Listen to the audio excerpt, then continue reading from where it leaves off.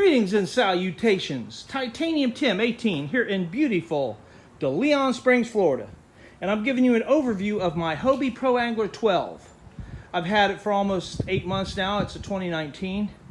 And I really enjoy this fishing kayak. It's a lot of fun, and I want to show everybody how I rig mine because everybody does it differently. It seems like people overload these things, in my opinion. I mean, it's heavy enough as it is. But I keep it as simple as possible. I do lakes, rivers. I have not taken out the intercoastal or the ocean because that's not why I bought it. I do Lake Beresford, Lake Jessup, Lake George, Lake Talmadge, Little Lake Talmadge, Blue Lake. I do all the lakes. I do the St. John's. I've had a lot of fun with it, and it works really well. So let me walk you through how I rig mine. As you can see, I have these outriggers. I'm not sure what they call those, but they mount to the handrail on the side, and they keep the rigs out of my cockpit area. They keep the reels out of my cockpit area. And I can bungee them down. There's a strap here that holds them. And I can undo that when I want to use them, but that way they won't fall out. And I really like having them on the outside. I usually take 3 with me. Sometimes I take 4. And the reason is because I like to rig each one with a different lure, and that way I'm not constantly changing lures. Rubber speedworm, brokeback rapala, and usually some kind of surface lure of some kind, popper or something, and sometimes I'll bring one with a beetle spin too. But I can vary them out, but I like to keep these 3 going, and I can fish pretty rapidly with 3 different lures, not at the same time, but I'm not constantly changing lures, and that's how I like to fish. Now when I'm in my buddy Ray's John boat, I keep 4 or 5 because that way I can have more, I have more room, I have more lures, and it just works better. If one of them breaks, I got fallbacks. So let me walk you through this other side here. This is my depth finder. Now that's a Garmin, real simple. All it does is depth, water temperature, the speed of the boat. I can do waypoints, I can do sideband. It's got a bunch of features, but I just use it as a primary depth finder. Really, that's all I need it for.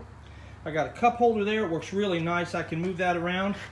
And I know you see these blue noodles on here and you're going, well, what the heck are those blue noodles for? Well, what I do is when I'm swapping out lures, I hang my lures on there. And that way it keeps them off the bottom of the boat, keeps them from getting in my feet, keeps them from falling in that hole, and keeps them out of my way. And I know what I've used, so I know what I need to try.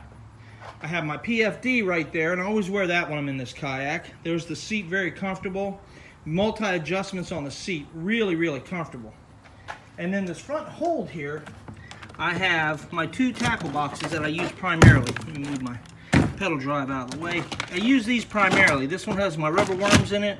This one has most of my top end plugs that I use and my other plugs. A couple of beetle spins. Now I have a lot more lures over there, but these are the ones I take primarily with me. There's my pedal drive. It's a 180, so it has reverse. I love the reverse feature. It works very good, especially if I nose into the hyacinths and the weeds, and I'm working the weeds, I'll put it in reverse. So if I hook a fish, I can back up and drag him out of the weeds, and it works well for me.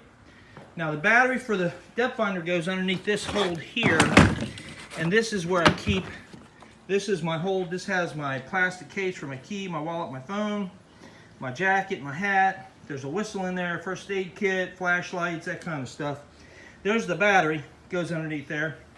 That's a 12 amp hour, 12 volt alarm battery for a fire alarm, and it has lasted, that battery will last me 40, 50 hours, 30, 40 hours. I charge it about once a month, and I go 3 or 4 days a week.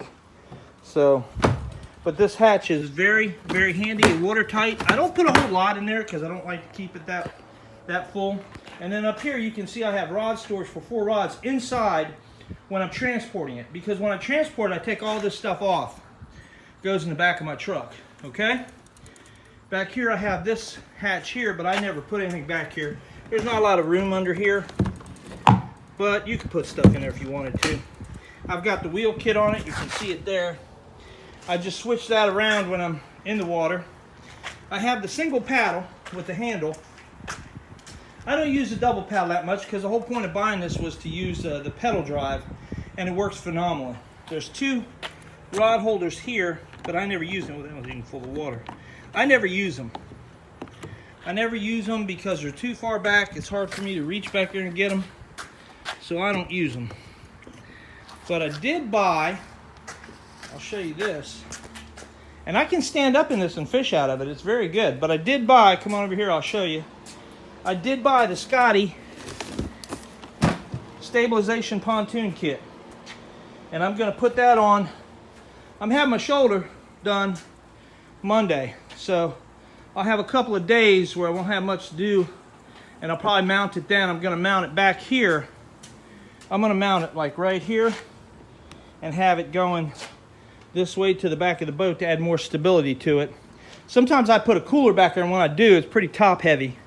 A little tippy, but not bad. So now it has a skeg and a rudder, and with the skeg down and the rudder down, it tracks true and straight, and it's very good in the wind. The problem is turning it. If you have the skeg down and you try to turn it, it's a tugboat. Now, if you pull the skeg up and you are at speed, it turns on a dime. It turns very well. But if you're from a dead start to get this thing to turn, it is a tugboat. I guess I need a bigger rudder because when I'm backing up, it doesn't always track true, and you just have to know its limitations. But this is a 2019. They got the new 360 drive, but I have no need for the 360 drive. So that's the overview of my Hobie Pro Angler 12.